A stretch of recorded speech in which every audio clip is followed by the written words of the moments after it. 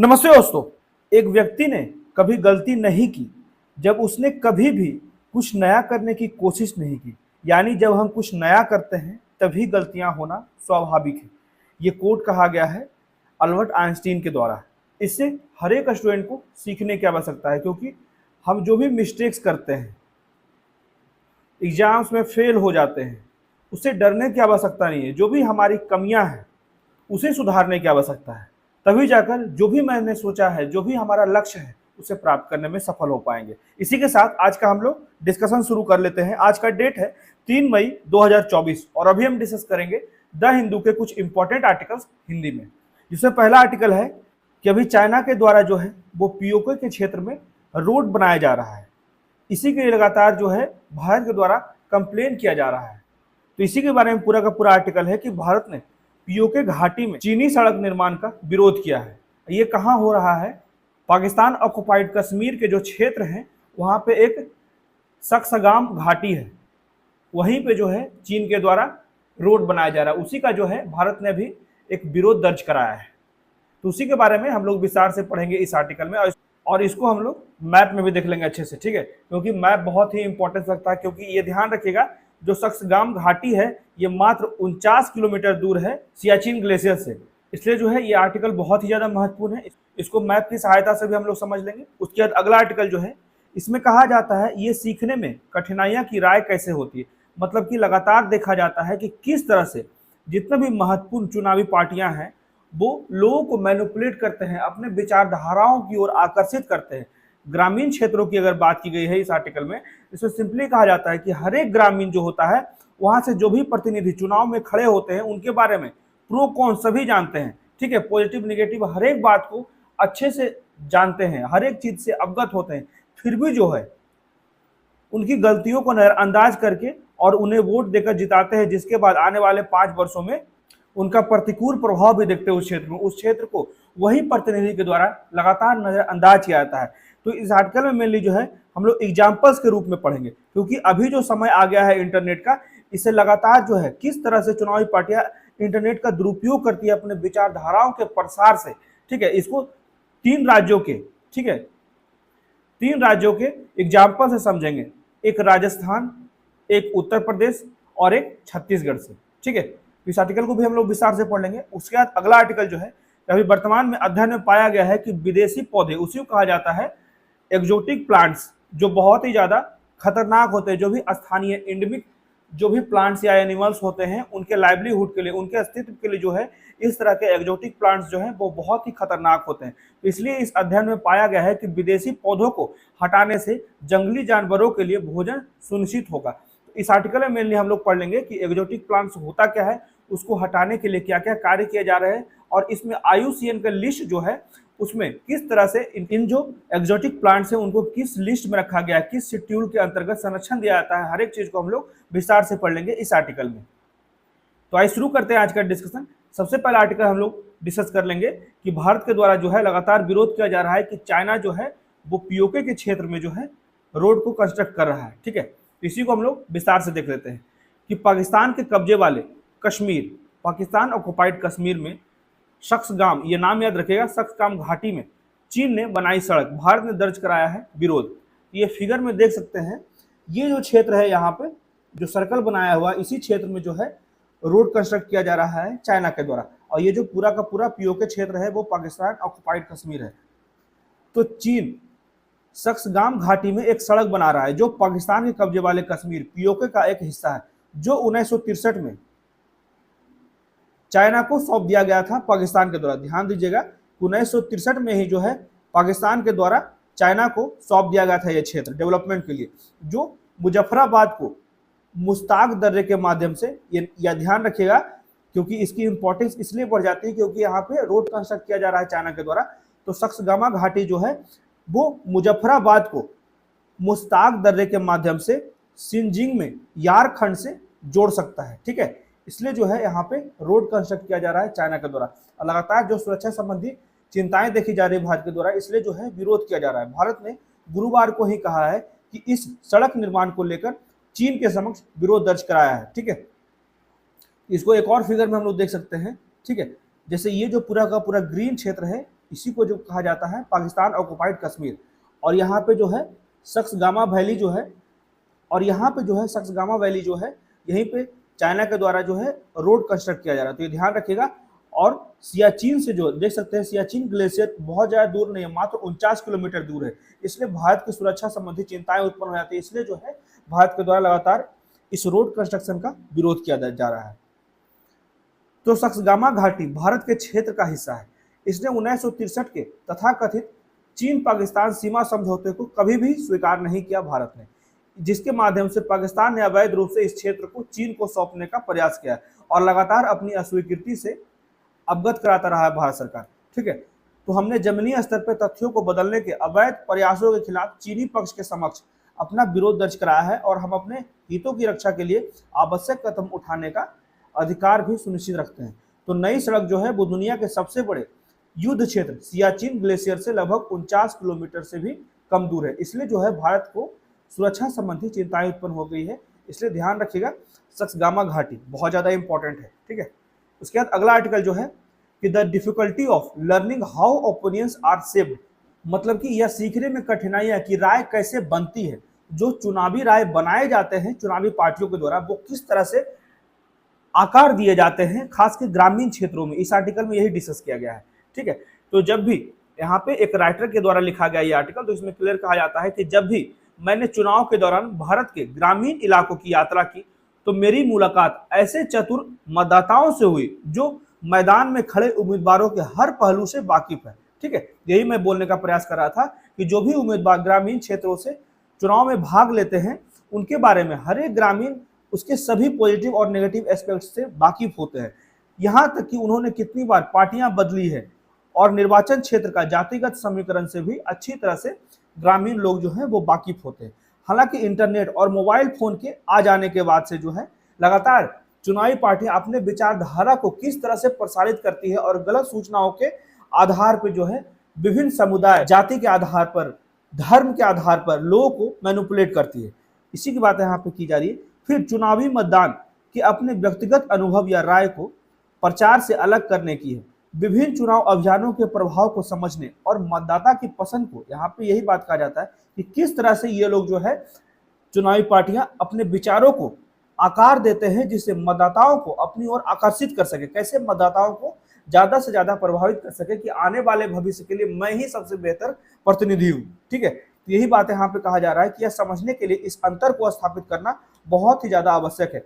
इसमें हम लोग एग्जाम्पल के आधार पे हम लोग अच्छे तरीके से समझेंगे। जैसे पहला एग्जाम्पल है उत्तर प्रदेश का, तो 2017 के उत्तर प्रदेश चुनाव से पहले राज्य के पश्चिमी हिस्सों का दौरा करते समय समाजवादी पार्टी के अखिलेश यादव के नेतृत्व वाली मौजूदा सरकार के खिलाफ देख सकते हैं उस समय जो था उत्तर प्रदेश में समाजवादी पार्टी का रूल चल रहा था, उसी के खिलाफ जो है उच्च जातियां और गैर यादव पिछड़े समुदायों के लोगों के बीच एक आम सहमति थी, जिन्होंने कहा कि सरकार जो है वो कब्रिस्तानों के लिए 4 दीवारों का निर्माण कर रही है, जिसके लिए ये उच्च जातियां जो है और गैर यादव पिछड़े वर्ग के लोग जो है इसका विरोध कर रहे थे, जबकि उसने शमशान घाटों से जमीन भी छीन ली है, ऐसा कहा जा रहा था। उस समय समाजवादी पार्टी का सरकार था और समाजवादी पार्टी का विरोध किया जा रहा था। करीब एक सप्ताह बाद प्रधानमंत्री नरेंद्र मोदी ने एक चुनावी रैली की और अगर यहाँ पे क्लियर कहा गया नरेंद्र मोदी के द्वारा कि अगर आप गांव में कब्रिस्तान बनाते हैं तो शमशान भी बनाना चाहिए। यदि रमजान में निर्बाध देख सकते हैं यहाँ पे धर्म को मुद्दा बना दिया गया। ठीक है, अगर आप गांव में कब्रिस्तान बनाते हैं तो शमशान भी बनाना चाहिए। यदि रमजान में निर्बाध बिजली दी जाती है तो दिवाली में भी निर्बाध रूप से दी जानी चाहिए।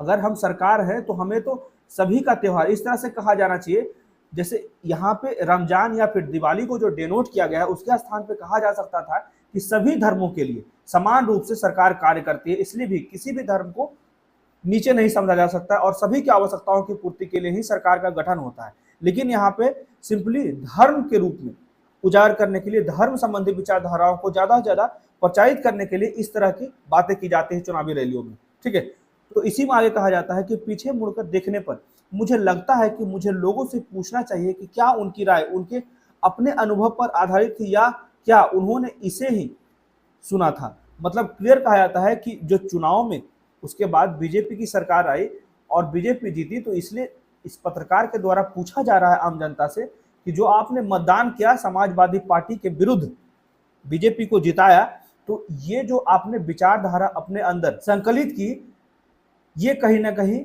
उस चुनावी रैली के दौरान चुनावी जुमलों से प्रेरित था, या फिर आपने खुद सोच समझकर इस सरकार को चुना था? इसी की बात यहाँ पे की जा रही है। मुझे नहीं पता कि क्या प्रधानमंत्री की टिप्पणियों से यह संकेत मिलता है कि उनकी पार्टी जमीन पर काम कर रही, या क्या वह केवल उस प्रचार को, यही बात कहा जा रहा है कि उस प्रचार को बढ़ावा दे रहे थे जो पहले ही चल रहा था। ठीक है, बस वो सिर्फ और सिर्फ अपने चुनावी परिणाम, अपने चुनावी हितों को ध्यान में रखकर इस तरह के चुनावी रैली में स्टेटमेंट दे आते हैं, जिससे जहां पे धर्म से संबंधित संवेदनशील क्षेत्र है वहां पे धर्म को आधार बनाकर मतदाताओं को आकर्षित किया जा सके। उसी के बाद एक और एग्जाम्पल दिया जाता है राजस्थान का। इस चुनाव में राजस्थान के चुरू में मैंने पाया कि लोगों को डर था कि आरक्षण खत्म हो जाएगा। तो ये आरक्षण खत्म हो जाएगा, ये विचार कहाँ से आया? तो इस पर पूछा गया कि स्रोत क्या है। तो वहां के विभिन्न लोगों ने, राजस्थान के विभिन्न लोगों ने कहा कि ऐसा क्यों सोचा जा रहा है कि आरक्षण खत्म हो जाएगा। तो वहां के लोगों ने कहा कि उन्होंने व्हाट्सएप पर भाजपा उम्मीदवार ज्योति मिर्धे का चुनावी भाषण सुना है। ठीक है, तो व्हाट्सएप कहीं से भी किसी भी पार्टी का जो भी वक्तव्य वहां पर दिया जा रहा है चुनावी रैली के दौरान, उसकी विश्वसनीयता को नहीं दर्शाता है। इसलिए ध्यान रखने की जरूरत है। अब लगातार जो है मतदाताओं को जागरूक होने की आवश्यकता है। जो भी फेक न्यूज फैलाए जा रहे हैं इंटरनेट के थ्रू, सोशल मीडिया के थ्रू, इंस्टाग्राम, फेसबुक, ट्विटर या फिर व्हाट्सएप यूनिवर्सिटी का तो बहुत ज़्यादा प्रचलन है। वो एक सीधे साधे व्यक्ति को भी कट्टरवादी बना देते हैं। ठीक है, इसलिए किसी भी जो भी मैसेज आपके पास फॉरवर्ड होकर आता है, उसकी विश्वसनीयता को चेक करने के लिए सरकार के जो भी आधिकारिक वेबसाइट है उस पर जाकर जो है सही तरीके से हर एक इंफॉर्मेशन को चेक करना जरूरी है। ठीक है, तो भाजपा और उसके सहयोगों को कम से कम अभी वर्तमान समय कहा जा रहा है ना, बीजेपी के द्वारा लगातार कहा जा रहा है कि इसकी बार 400 पार। ठीक है, उसी की बात की जा रही है कि भाजपा और उसके सहयोगों को कम से कम 400 सीटों पर वोट देने का मामला बनाते हुए उन्होंने कठिन फैसले की बात की, जिसे देश के हित में लेने की जरूरत है और इसके लिए संवैधानिक संशोधन की जरूरत है। हालांकि यहाँ पे क्लियर कहा जाता है कि बहुत से जो बीजेपी नेता ने कहा है कि इस बार तो 400 पार हम कर ही लेंगे लोकसभा के चुनाव में, और उसके बाद जो है हम संविधान ही बदल देंगे, यही बातें कहा जा रहा है। हालांकि न तो उनके भाषण और न ही विपक्ष की प्रतिक्रियाओं में, जिसने भाजपा के खिलाफ संविधान के खतरे में है। ठीक है, लगातार जो है विपक्षी पार्टियों के द्वारा कहा जा रहा है कि संविधान खतरे में, क्योंकि अगर इस तरह से 400 सीट जीत जाती है बीजेपी तो संविधान बदल देगी, जिससे हमारा लोकतंत्र प्रभावित हो सकता है और संविधान जो है खतरे में है। तो यही कहकर लगातार जो है वो अभियान चलाया जा रहा है कांग्रेस के द्वारा। आरक्षण को खत्म करने का कोई भी उल्लेख नहीं किया गया है। ठीक है, तो इस तरह से जो है मतदाताओं को आकर्षित करने का प्रयास किया जा रहा है सभी चुनावी पार्टियों के द्वारा, जिससे कि हम अपने चुनाव के परिणाम को अपनी ओर आकर्षित कर सके। ठीक है, अब देख लेते हैं छत्तीसगढ़ से संबंधित एक उदाहरण। छत्तीसगढ़ में जब ये पत्रकार गए तो उसमें कहा लोगों को इस डर को फिर से व्याप्त करते हुए सुना गया। यह स्पष्ट रूप से सुश्री मिर्धा के शब्द नहीं थे। यहाँ पे भी जो है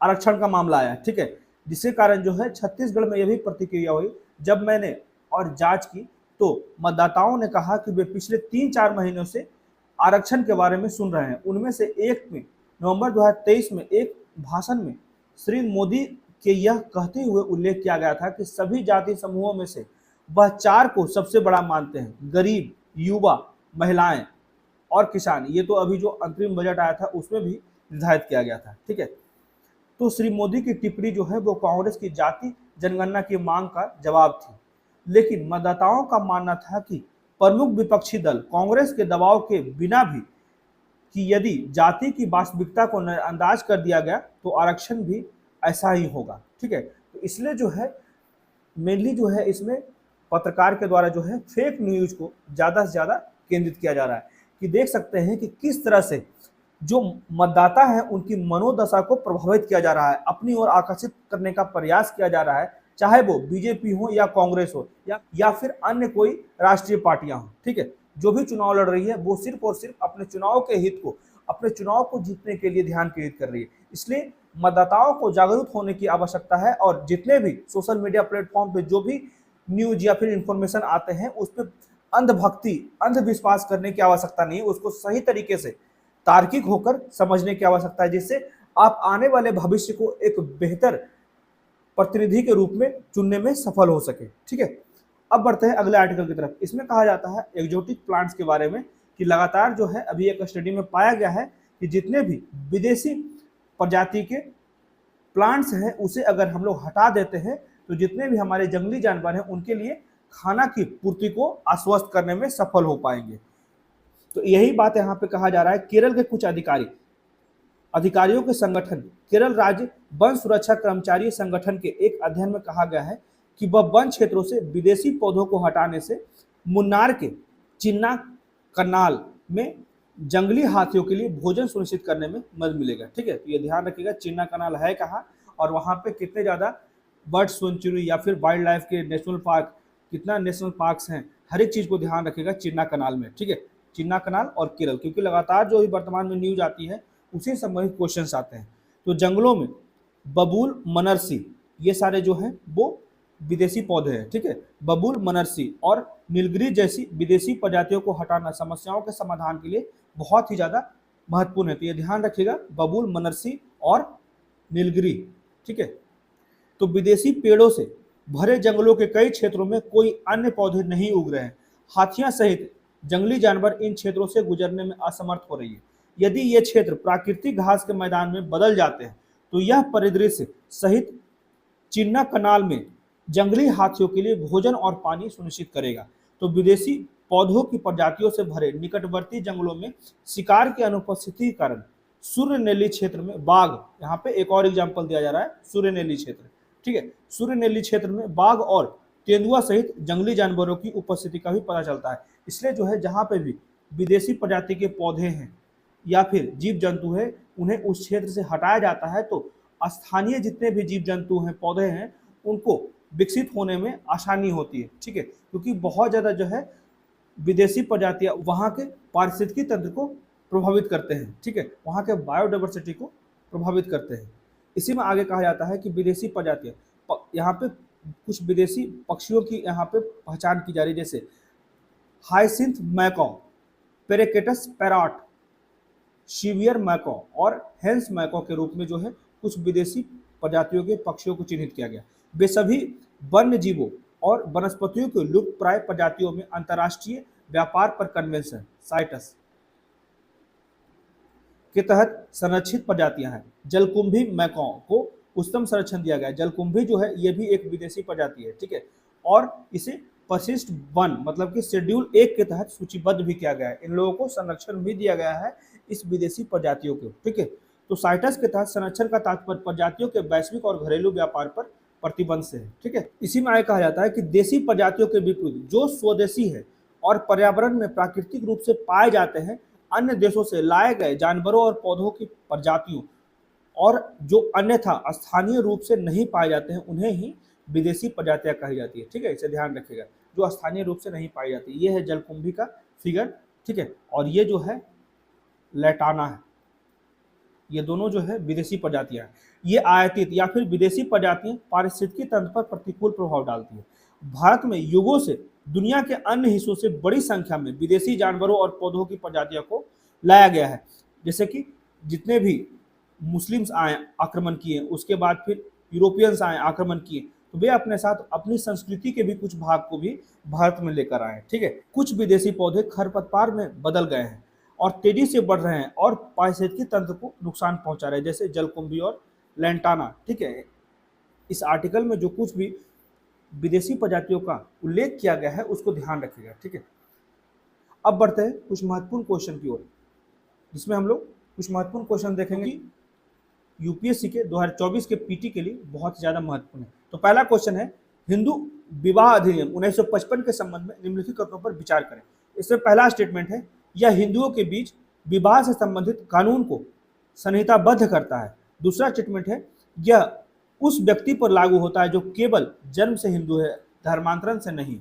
तीसरा स्टेटमेंट है, HMA अधिनियम के तहत हिंदू की परिभाषा में सिख शामिल नहीं है, जिसके लिए एक और विवाह अधिनियम है। ठीक है, तो उपरोक्त में से कितने कथन जो है वो सही है? इसमें सिर्फ और सिर्फ एक ही कथन जो है वो सही है।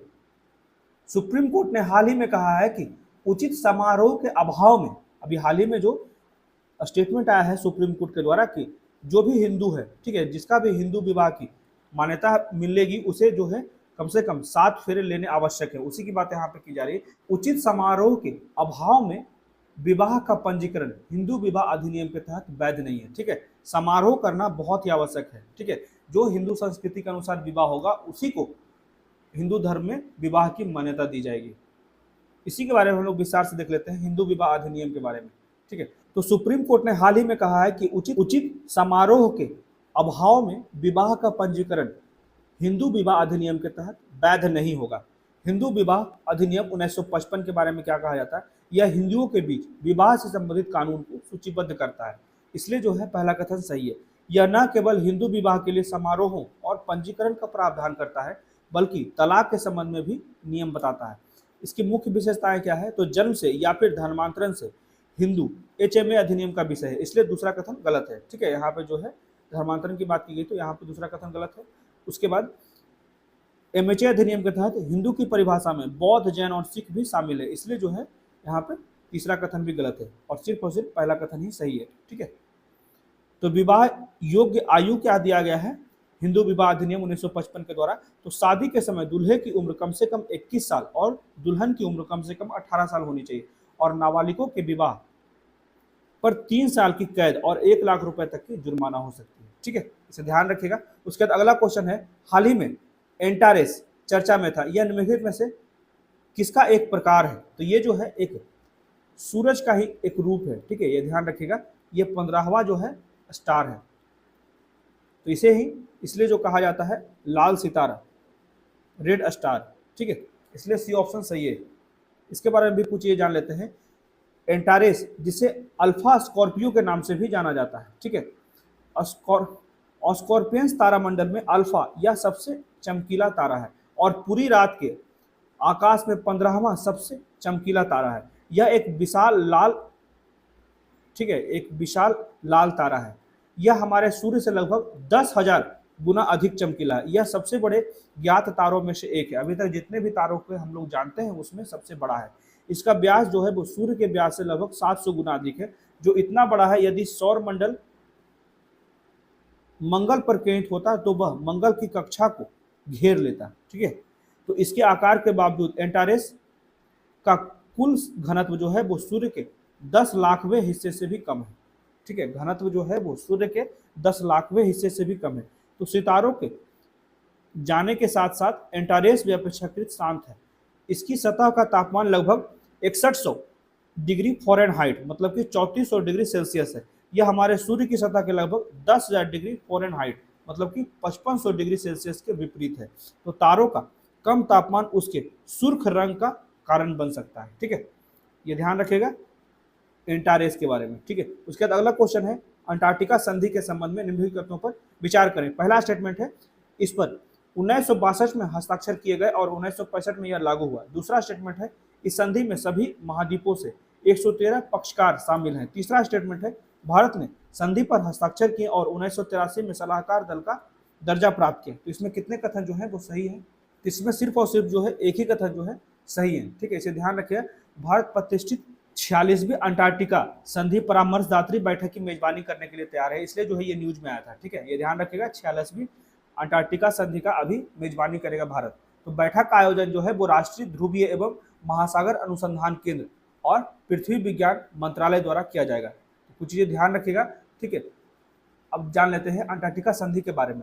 ये जो है हस्ताक्षर हुआ था 1959 में और लागू हुआ था 1961 में, ठीक है, इसलिए जो है पहला स्टेटमेंट गलत है। इस संधि में कुल सदस्य जो हैं वो मात्र 56 है, इसलिए जो है दूसरा कथन भी गलत है, ठीक है। और तीसरा कथन सही है, भारत ने संधि पर हस्ताक्षर किए और 1983 में सलाहकार दल का दर्जा प्राप्त किया, ठीक है, ये कथन जो है वो सही है।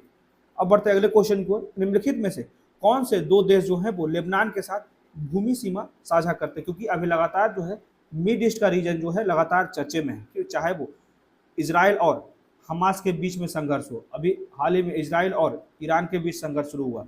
भारत के द्वारा India mid east European economic corridor शुरू किया जा रहा है, इसलिए जो है लगातार जो है विदेश चर्चा में। और अगर यूपीएससी का प्रीवियस ईयर क्वेश्चन देखते हो तो लोकेशन से समेत यहीं से क्वेश्चन आते हैं, चाहे यहाँ से क्वेश्चन आते हैं मेडिटेरियन सी के आसपास, इसराइल के आसपास, जॉर्डन के आसपास, या फिर अफ्रीका से क्वेश्चन आते हैं लोकेशन बेस्ड, ठीक है।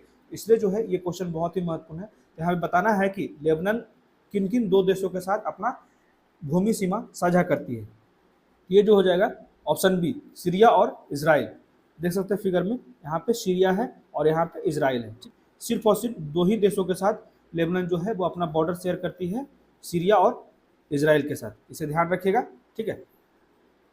उसके बाद अगला क्वेश्चन है, इसमें पूछा जाता है जीआई टैग वाले चावल और उसके स्थान से संबंधित क्वेश्चन है। तो पहला जो है मुसक बुदीज कश्मीर, दूसरा जो है अम्बे मोहर पश्चिम बंगाल, तीसरा जो है सिरगा सांबा तमिलनाडु, चौथा जो है वो रघुनी पागोल मणिपुर।